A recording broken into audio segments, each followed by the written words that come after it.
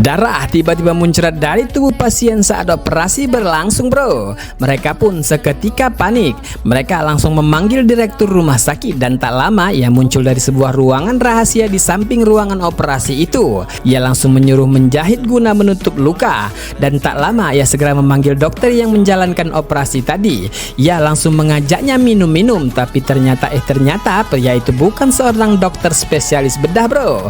Dia hanyalah penjual alat kesehatan. Namun sang direktur membujuknya dan menyuruhnya mengoperasi untuk menggantikan dirinya, sementara ia bisa menikmati waktu sambil minum minuman keras di ruangan khususnya itu.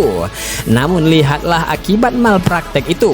Si pasien kini dalam keadaan koma. Ia tak sadarkan diri namun ia tetap bertahan.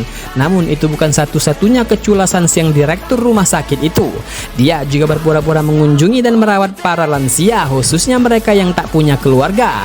Dan di belakangnya ia memberikan diagnosa yang salah. Ia memvonis para lansia itu menderita sakit parah dan butuh operasi. Demi penyembuhan penyakitnya, ia rela berbohong demi bisa mengoperasi pasien yang operasinya akan ia serahkan kepada orang lain. Yang dari operasi itu ia akan mendapatkan keuntungan karena ia akan menagih asuransi kesehatan dari para lansia tersebut, bro.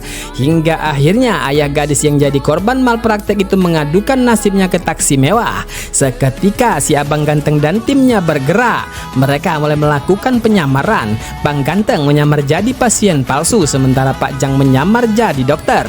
Begitu pula dengan Gaan yang menyamar jadi perawat untuk meretas sistem di dalam server mereka. Bang Ganteng menyiapkan kejutan lainnya. Tak lama mereka membocorkan informasi kepada tim pengawas kesehatan pemerintah. Mereka pun segera datang ke sana, menggeledah dan mulai memeriksa. Dan akhirnya mereka menemukan kecurangan. Mereka menemukan penggunaan alat suntik sekali pakai. Dan untuk menguatkan semua tuduhan itu, pegawai alat kesehatan yang sering disuruh mengoperasi akhirnya datang ke kantor polisi. Ia dipaksa Bang Jago untuk menyerahkan diri dan mengakui bersalah atas kasus-kasus yang telah ia lakukan selama ini.